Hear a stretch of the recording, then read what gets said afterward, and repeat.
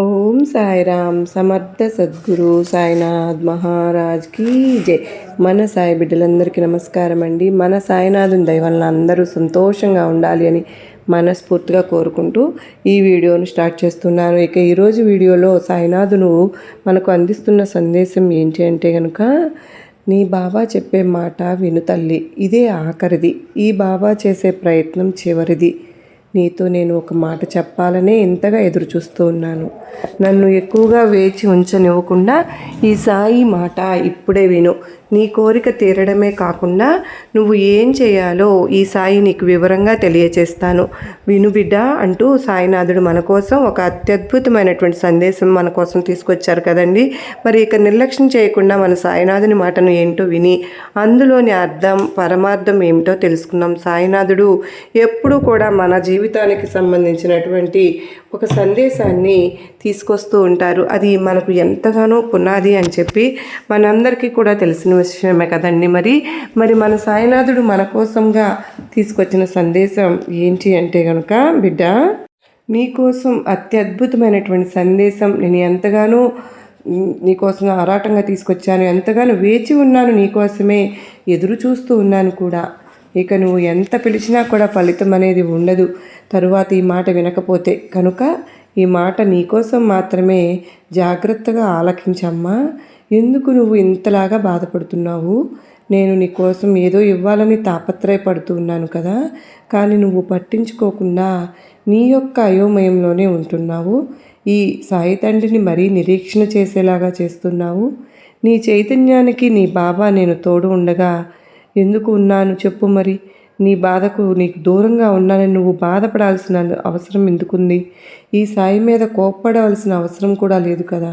నీ యొక్క కళ నెరవేర్చే బాధ్యత నాదే కదా తల్లి. నువ్వు నన్ను పిలవట్లేదు, అయినా కూడా నేను నీ చుట్టూనే తిరుగుతున్నాను. నా బిడ్డల కోసం నేను తిరగడంలో నాకు ఎంతో ఆనందం అనేది ఉంటుంది. ఈరోజు నిన్ను ఒక్క మాట అడగడానికే నేను వచ్చాను చూడు. అవును తల్లి, అవునమ్మా. ఒక అవకాశం ఇవ్వబోతున్నాను బిడ్డ. ఒక్క క్షణం కూడా ఆలస్యం చేయకుండా ఈ అవకాశాన్ని అయితే వదులుకోకు. కేవలం గుళ్ళల్లోనూ రాళ్లల్లోనూ ఇలా చీలల్లోనూ బంధించబడి ఉన్నాను అని అనుకుంటున్నావు కదూ. నీ హృదయంలోనే ఉన్నానమ్మా. ఒంటరిగా నువ్వు ఏడుస్తూ ఉన్నప్పుడు నీ బాధను తొలగించడానికి నీ ముందుకు వచ్చి నీ కన్నీరు తుడిచాను తల్లి. నీ ఆత్మలో శక్తిగా నేను ఉన్నానమ్మా. నన్ను నువ్వు పట్టించుకోవడం లేదు, అయినాక సరే నేను నిన్ను పట్టించుకుంటున్నాను. నేను నీ మాట వినడం లేదు అని అనుకుంటున్నావు కదా. నేను ఎప్పుడు కూడా నీ మనసులో మాట కూడా గ్రహించగలను. నీ నవ్వుల్లో, నీ పలుకులలో, అలాగే నీ బాధలో, అన్నింటిలో కూడా నేను నీ పక్కనే ఉన్నాను. నువ్వు ఇప్పుడు కొన్ని విషయాల గురించి కుమిలిపోతూ ఉన్నావు. నీ జీవితంలో ఆ కష్టాలకు ఎంతగానో ఆ విషయాల కోసం బాధపడుతున్నావు అని నేను చెప్తున్నాను తల్లి. బాధ అంతా నువ్వు పక్కన పెట్టి సంతోషంగా ఉండడానికి నువ్వు ఎంతో ప్రయత్నం చేయాలి. నీ సాయి తండ్రి నిన్ను పట్టించుకున్నంతగా ఇంకెవరూ పట్టించుకోవడం లేదు. నువ్వు పట్టించుకోలేనంత బాధలో నువ్వు ఉన్నావు. కానీ ఇదే నా చివరి పిలుపు. నా సంగతి, నా శక్తి ఇప్పుడు నీలో ప్రవేశించబోతుంది. నీలో ఉన్న అంధకారాన్ని తొలగించబోవడానికే, మార్చడానికే నా శక్తిని ఉపయోగిస్తున్నాను. పట్టించుకోకపోతే ఎలా చెప్పు?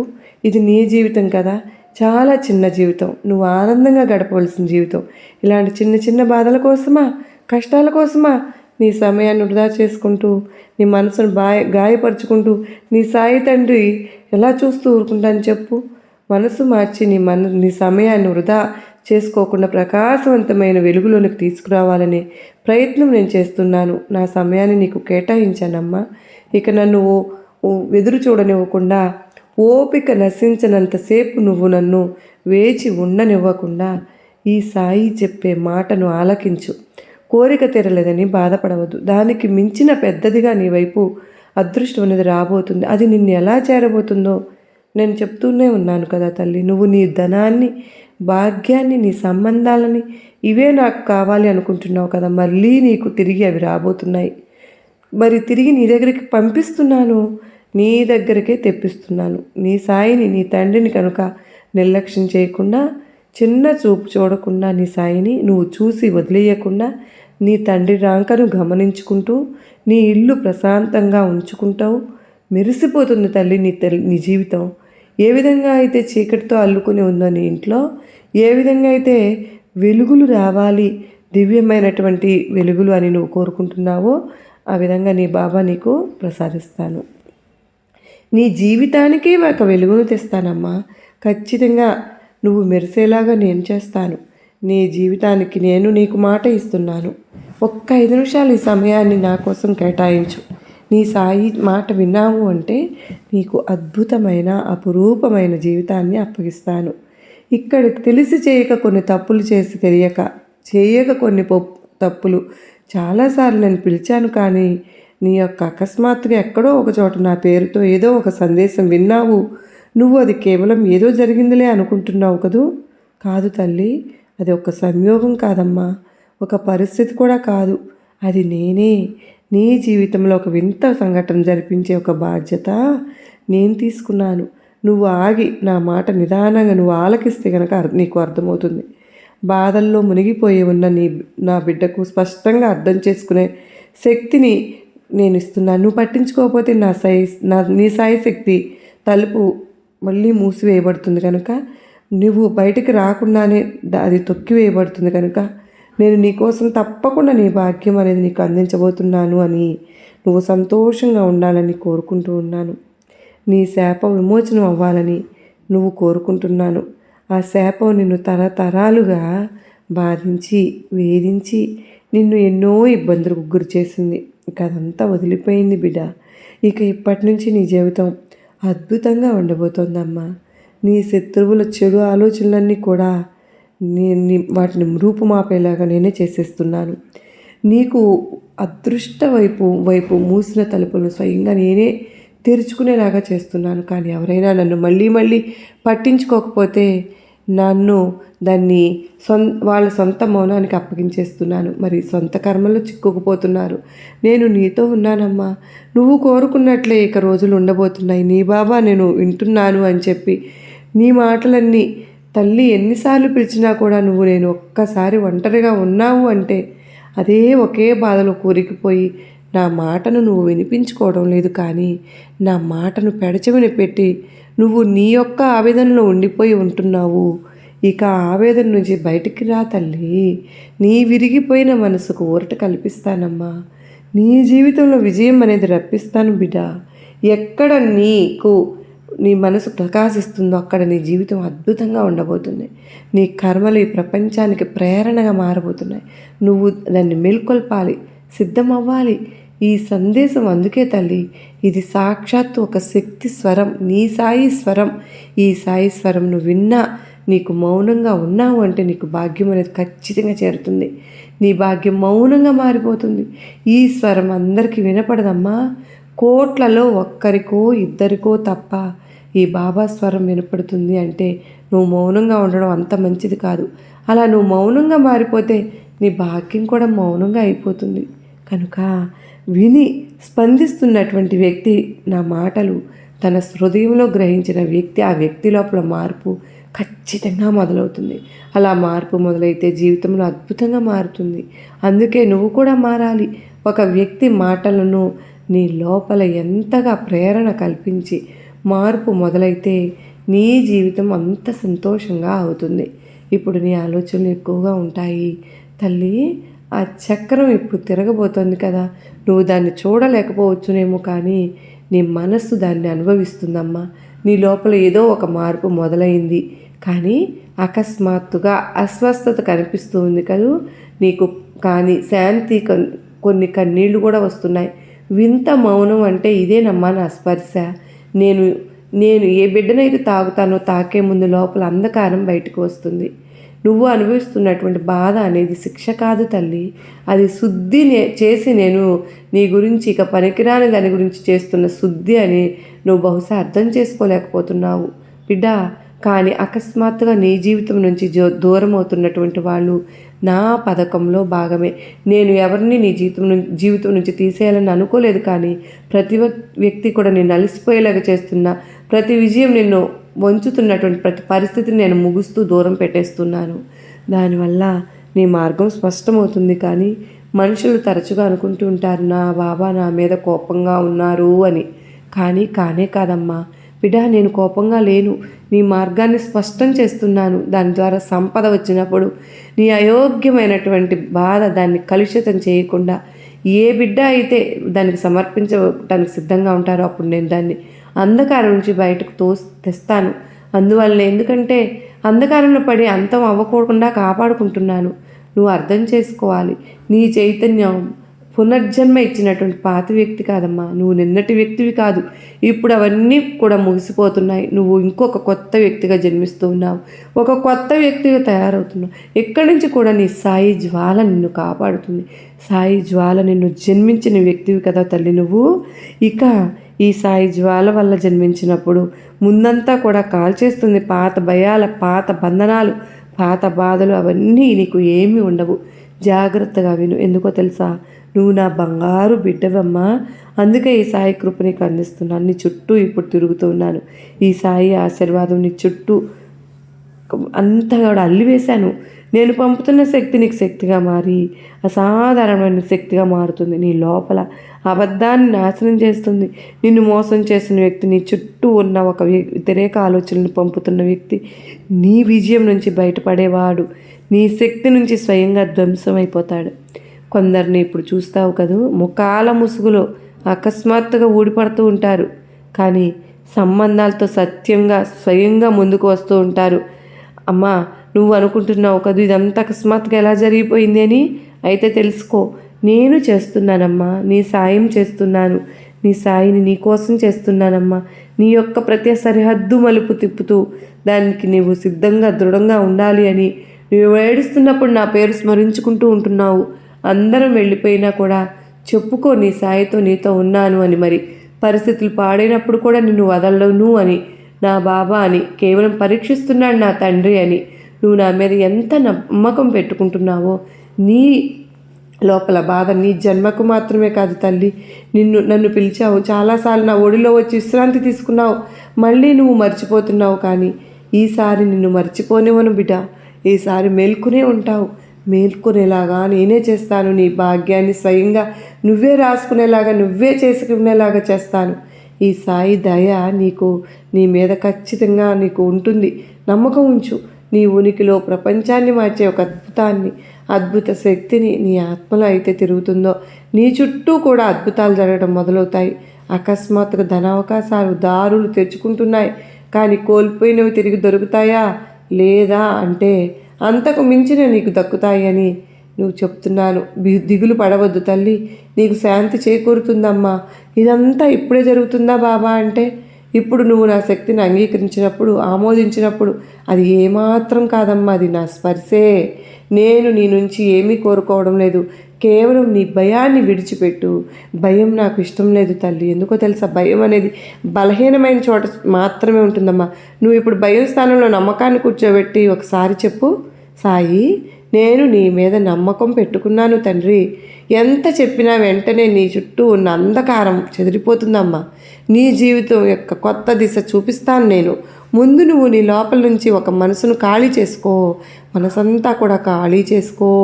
నిన్ను దుఃఖం అనేది ఒక దుఃఖం అనే దాన్ని తుడిచిపెట్టేయి. అప్పుడేనమ్మా ఈ సాయి శక్తిని నువ్వు ఆస్వాదించగలుగుతావు. ఖచ్చితంగా ఆస్వాదిస్తావు కూడా. నీ యొక్క మనసు తేలికైపోయింది కదూ.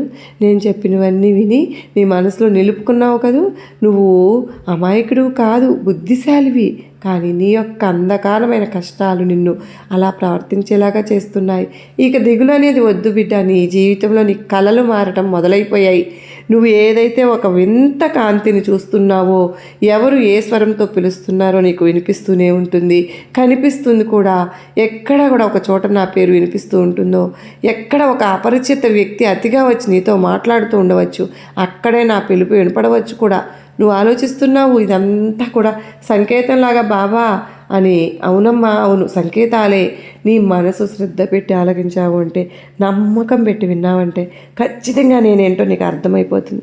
చూసావు అంటే నీకు అర్థమవటమే కాదమ్మా, నీ పక్షాన నీ సాయి ఉన్నాను అని నువ్వు తెలుసుకుంటావు. నీ అదృష్టం తిరగబోతుంది తల్లి. కొందరు నీతో వ్యతిరేకంగా, కొందరు నీతో అసూయగా మాట్లాడుతున్నారు. పైకి నవ్వుతూ లోపల మాత్రం విషం కమ్ముతూ ఉన్నారమ్మా. అలాంటి వారిని నీకు తెలిసేలాగా నేనే చేస్తాను. వారికి నువ్వు దీపంలాగా ఉండాలి. నువ్వు నిన్ను చూసుకుంటూ పోవాలి. అనుకున్నా సరే వారి విజయం అనేది నీ చేతుల్లోనే ఉంటుంది. ఈ సాయి నీకు ఆ వరాన్ని అందిస్తున్నాను. ఎవరి గురించి ఆలోచించాల్సిన పని లేదు. ఒక్క మాట నీకు ఇస్తున్నాను. ఈ మాట రాబోయే రోజుల్లో నీ జీవితం ఒక అద్భుతమైన అవకాశంతో నిండిపోతుంది.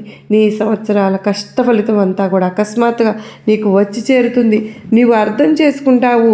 ఈ సాయి కృప నీకు ఖచ్చితంగా విజయాన్ని చేకూరుస్తుందని గుర్తుంచుకో తల్లి. నీ బాబా నీకు ఎప్పుడు అండగా ఉంటాను. నీ బాబా నీకు అండగా ఉండగా నీకు భయం ఎందుకో చెప్పు తల్లి. నీ భయం మారేందుకు నువ్వు సంతోషంగా ఉండేంత వరకు నా మార్గాన్ని నీకు చూపిస్తూనే ఉంటాను బిడ్డ. నువ్వు ఏ రోజున ఆ మార్గంలో నువ్వు నడుస్తావో, నీ జీవితం ఎప్పుడైతే మారుతుందో, నువ్వు నీ కుటుంబంతో ఎప్పుడైతే సంతోషంగా ఉంటావో ఆ రోజు నేను కూడా ఎంతో సంతోషిస్తాను. అప్పటి వరకు నీ తండ్రి సందేశాలు నీకు అందుతూ వస్తూ ఉంటాయి. నువ్వు ఈ విషయంలో ఎటువంటి దిగులు అనేది పెట్టుకోవద్దమ్మా. నీకు మళ్ళీ చెబుతున్నాను, మళ్ళీ నీకు ఈ జీవితాన్ని ప్రసాదించింది ఆనందంగా బ్రతకడానికే కానీ దుఃఖంగా కూర్చోమని అంత మాత్రము కాదు. సంతోషంగా నీ జీవితాన్ని, బాధ్యతలను నా పైన పెట్టి కేవలం నీ పని నువ్వు చేసుకుంటూ మిగతావన్నీ కూడా నీ బాబా చూసుకుంటాను అన్న నమ్మకంతో ఉంటే గనక నీ బాధలు, కష్టాలు నీకు అనవసరం తల్లి. అవి నాకు అప్పగించేసావు కదా. నీ కుటుంబంతో మాత్రమే నువ్వు సంతోషంగా ఉండు. మిగతా అన్నీ కూడా మళ్ళీ నేనే చూసుకుంటానని చెప్తున్నాను. కొంతమంది బిడ్డలు ముందుగానే అర్థం చేసుకుంటున్నారు, కానీ ఆ బిడ్డల వైపు నువ్వు కూడా ఉండాలి. అర్థమైంది కదా. అప్పుడే అతి త్వరలో నీ జీవితం అనేది మారుతుంది అని నేను చెప్తున్నాను. నీకు ఒక విషయం చెప్పనా, నువ్వు అతి త్వరలో నీకు ఒక అత్యద్భుతమైనటువంటి అవకాశాన్ని కూడా ఇస్తూ ఉన్నాను. జాగ్రత్తగా చూసుకుంటూ ఉండు. ఆ అవకాశం అనేది రాగానే నువ్వు అందిపుచ్చుకోవాలి. మరి నువ్వు కోరుకున్నటువంటి లక్ష్యాన్ని అందుకోవాలి, సాధించి నీ జీవితాన్ని మార్పు చేసుకోవాలి బిడ్డ. ఇదే ఈరోజు నీకు నా బిడ్డకు చెప్పాలనుకుంటున్నటువంటి శుభవార్త. అవకాశం కోసం ఎదురు చూస్తూ ఉంటున్నావు. నేను అది చిన్నదా పెద్దదా అని మాత్రం కాదు. ఎటువంటి అవకాశం వచ్చినా సరే ఆ అవకాశము నా జీవితంలో గొప్ప మార్పును తీసుకొస్తుంది అని నమ్మకంతో వెంటనే అవకాశాన్ని నువ్వు అందుకో. అప్పుడు నీ లక్ష్యాన్ని నువ్వు తొందరగా చేరుకుంటావు. అతి త్వరలోనే నువ్వు కోరుకున్నటువంటి నీకు నచ్చినటువంటి జీవితాన్ని పొందటానికి ఒక గొప్ప అవకాశాన్ని నేను పంపించే తీరుతాను. నీకు ఈ సాయిపై నమ్మకం ఉంచి ఇక ప్రశాంతంగా ఉంటావుగా. మరి ఒక్కసారిగా నీ జీవితం నువ్వు ఊహించని విధంగా మారిపోతుంది కనుక బిడ్డ, నువ్వు ఎంతో సంతోషంగా నీ కుటుంబంతో ఎంతో మరెంతో సంతోషంతో గడపాలని ఆశ్చర్యపోతావు కూడా. నువ్వు అప్పుడు నీ జీవితాన్ని నువ్వే చూసి ఏంటి నాకే ఇంత అదృష్టం అని చెప్పి అప్పుడు నా దగ్గరకు వచ్చి, బాబా గొప్ప జీవితాన్ని ప్రసాదించావు తండ్రి, నిజంగా మీకు వేల ధన్యవాదాలు అని నా బిడ్డ చెప్పడం కోసం, నా బిడ్డ రాక కోసం నేను కూడా ఎదురు చూస్తూ ఉంటాను.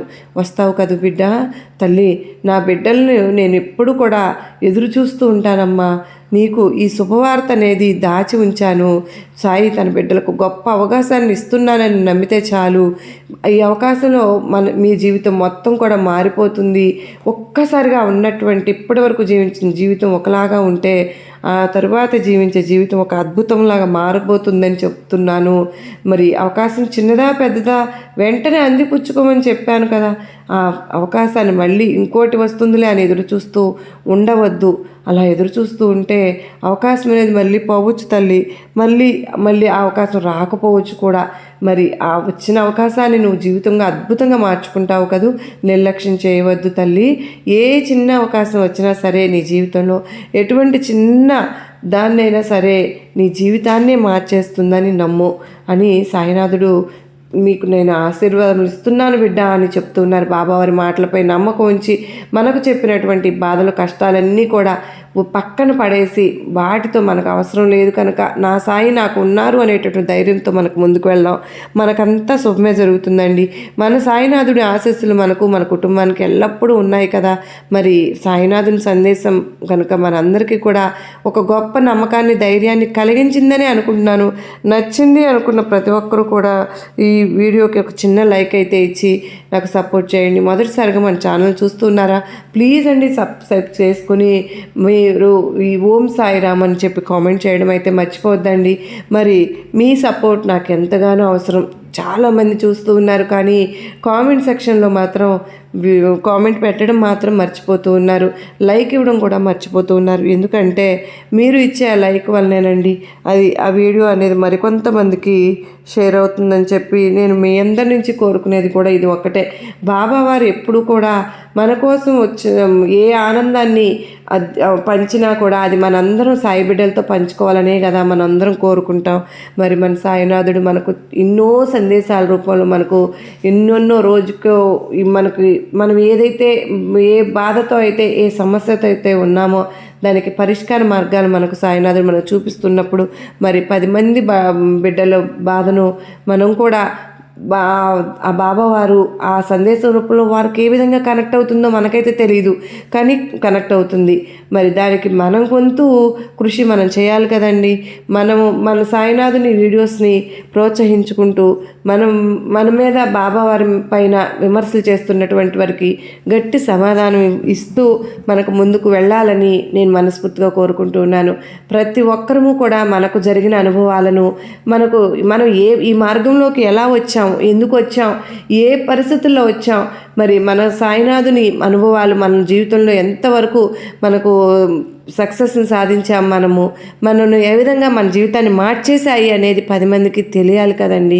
మరి మన సాయినాథుడు చేసినటువంటి మనకు ఆ విషయాలన్నీ కూడా 10 మందితో పంచుకుంటే వారందరిలో ఉన్నటువంటి అపోహలన్నీ తొలగిపోయి సాయినాథుని గురించి ప్రతి ఒక్కరూ తెలుసుకుని ఇప్పుడు మాట్లాడుతున్నటువంటి మాటలన్నిటికీ కూడా పులి స్టాప్ పెట్టాలని చెప్పి నేనైతే మనస్ఫూర్తిగా కోరుకుంటున్నాను. ప్రతి సాయి భక్తుడు కూడా ప్రతి ఒక్కరూ కూడా బాబావారిని విమర్శిస్తున్న వారిని ఖండించాలని అంటే వాళ్ళకు మనం ఎప్పుడు పుట్టగొడుగులాగా పుట్టుకొస్తూనే ఉంటారండి ఇలాంటి వాళ్ళు.